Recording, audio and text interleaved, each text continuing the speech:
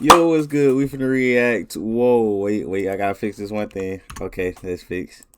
Alright, we finna react to the creepiest internet mysteries that were finally solved. Lily Peters, Google Maps help. That actually looks scary as hell. Have you dreamed? And they got a unibrow. Utaho no Tatari, the post-it notes. I feel fantastic. This shit feel like a scary movie. Lily Peters.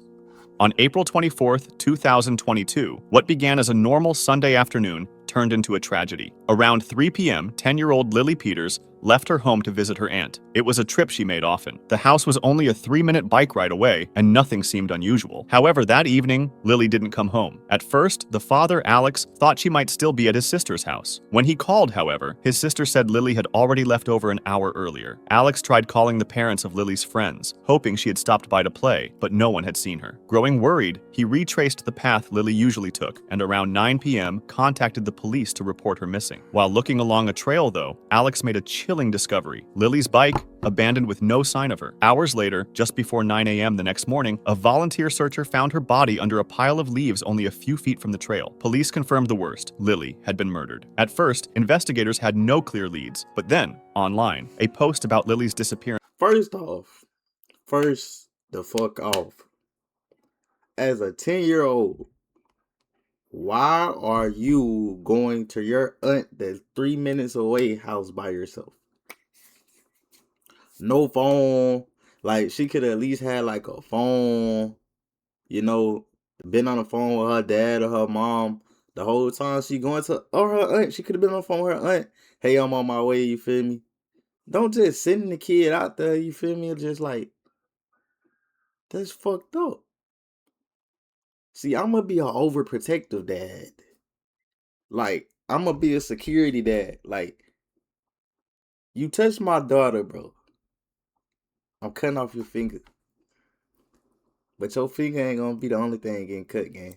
Appeared on the true crime Lock in, bro. subreddit. While many people speculated, one comment stood out. A user called Home Slice Nation 4 wrote that they had been playing Pokemon Go on the same trail that day. They said they saw Lily in a pink and purple hoodie walking with another kid. The comment ended with, "I have a suspicion that it could be another kid that did it." The post was later deleted, but another Reddit user reported it to the police tip line. That single clue gave investigators the lead they needed. Within hours, police arrested 14-year-old Carson Petersberger, Lily's cousin. During questioning, Carson admitted to the crime. He explained that he had followed Lily as she rode her bike, lured her into the woods, and attacked her in a plan he had been forming for months. He punched her in the stomach, beat her with a stick, and strangled her before returning home as if nothing had happened. Later, after noticing police searching the area, he came back to move her body deeper into the woods and tried to cover it with leaves. Because of the brutality and premeditated nature of the attack, prosecutors decided Carson would be tried as an adult. He remains in custody to this day, with his trial scheduled for 2026.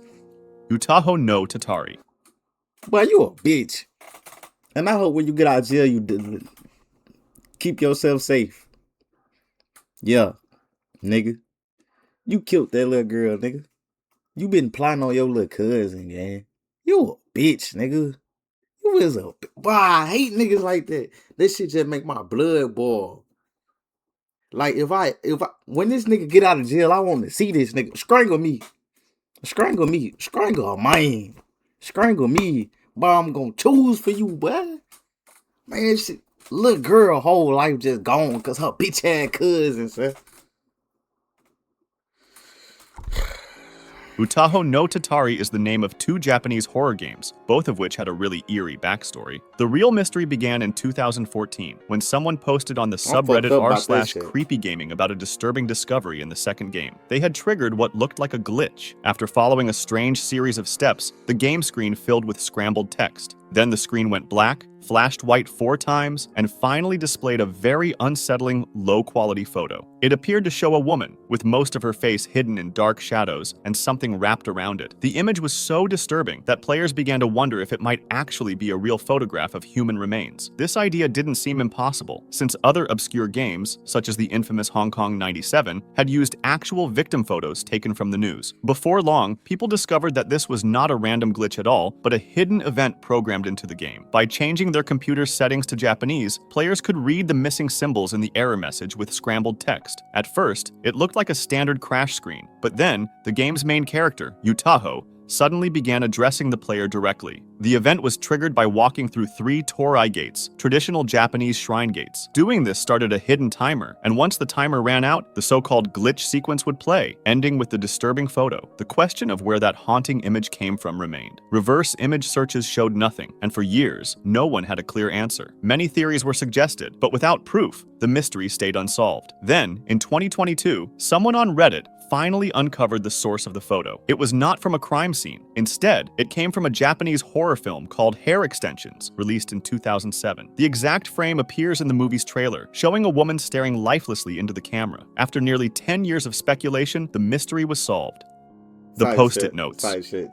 On April 15th, 2015, a man who used the username R. Bradbury had a really strange experience. He lived alone, but that morning he found a post-it note on his desk with a list of chores written on it. The handwriting was not his. At first, he tried to ignore it, but a few days later, another post-it appeared, this time stuck to the back of his chair. It said, "Save your documents." This was the moment when the search truly began. Bradbury started to believe that someone was secretly entering his apartment and leaving these notes. So to find out who it was, he set up a webcam to record his desk. But the situation only grew stranger. On April 20th, he woke up to another post-it. It read, "Our landlord isn't letting me talk to you, but it's important we do." Shocked, he rushed to check the webcam recordings, but the video files on his computer were gone. It looked as if someone had deleted them. Soon after, even more post-it notes appeared, this time covering his doors, but they were all blank. Bradbury began to suspect his landlord, thinking that the handwriting on the notes looked similar to his landlord's. Not knowing what else to do, he turned to Reddit for advice. He posted on the subreddit r/legal advice,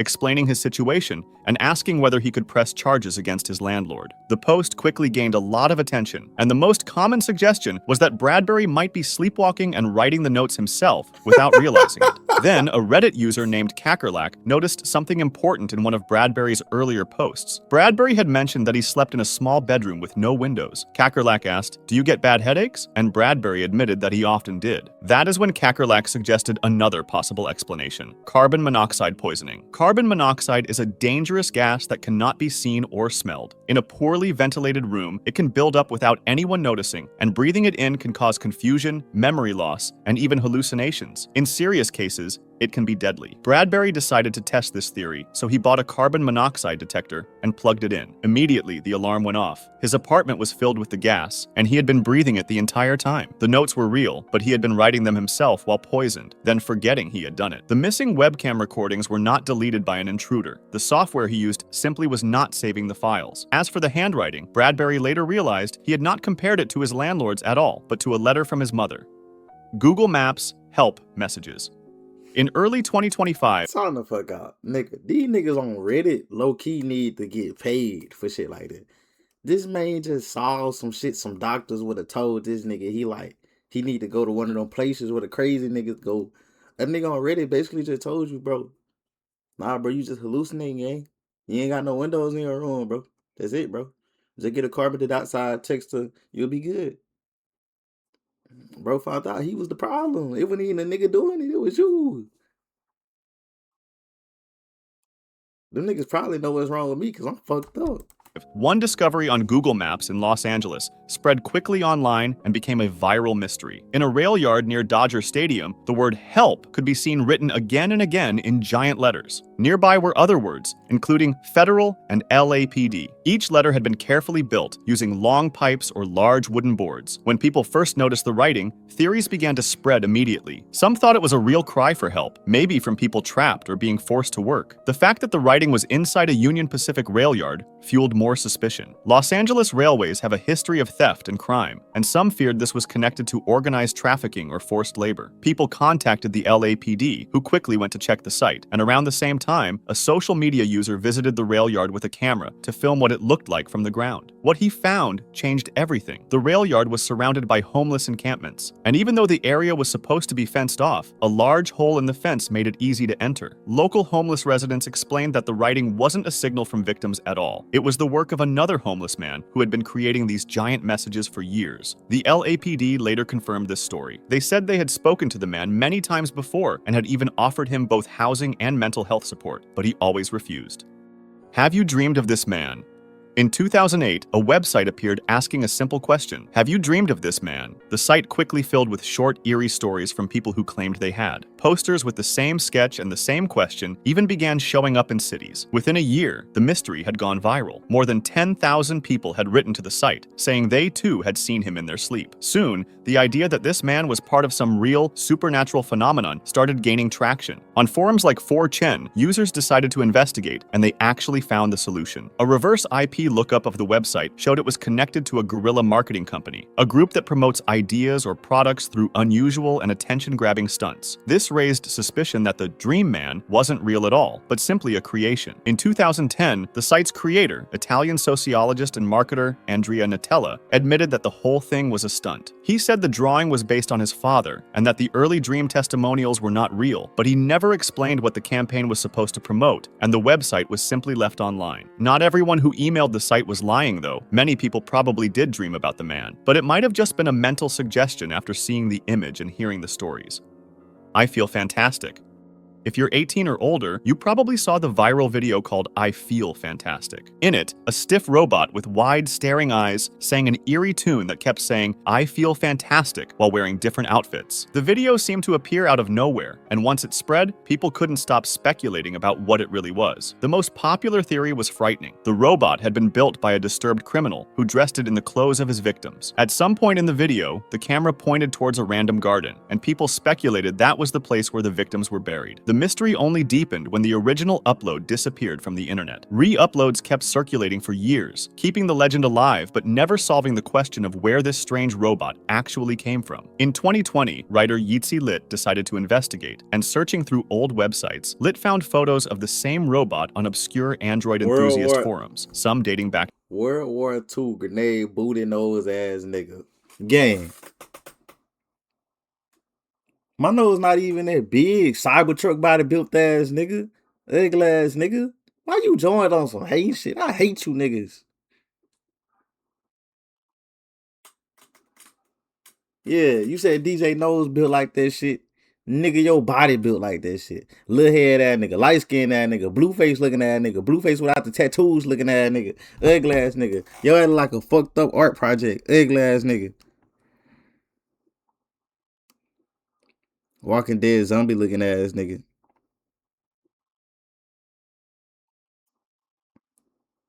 Yeah, I ain't got nothing to say after that. I ain't gonna hold you. I looked in the camera to think of some shit, but you got me. You got me. You got me. Fuck. You got me, son. I'm gonna hold my ears, son. You got me, bro. You got me. How you been? Horrible. Nah, I'm fucking with you. I've been shit. Same old shit, son. Same old, bro.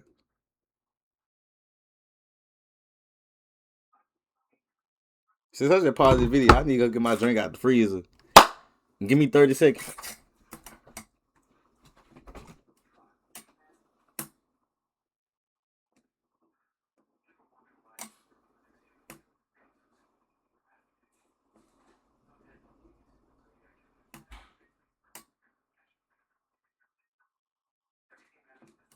I don't really like that. I don't really like that. I don't really like that. I don't really like that. Nigga dipped your hair in some Kool-Aid. Man, this nigga, son. Nigga did not dip my hair in no fucking Kool-Aid, bro. What the fuck? to 2001. These forums revealed the name of the man who created it, John Bergeron. Far from being a criminal, Bergeron was an inventor trying to build something new for the entertainment industry. The robot's name was Tara, and Bergeron had built her as a prototype for about $2,000 at the time. His dream was to mass-produce Tara as a singing android, but that plan never succeeded. If you want to discuss this video or suggest an idea for the next one, join my Discord. Link in the description. Damn, she fine. Oh, y'all can't see her. Hold on. Okay, that's the wrong camera. Damn, she fine. Voice crack. But this woman beautiful as hell. Who? Man, that's... Man.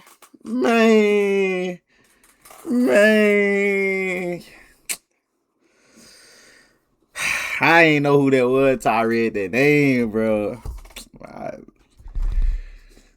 No subs, no fame, just grind. Man, who this is? What's going on, man? It's your boy Maya, man. I support the young niggas. Bro, chill on top.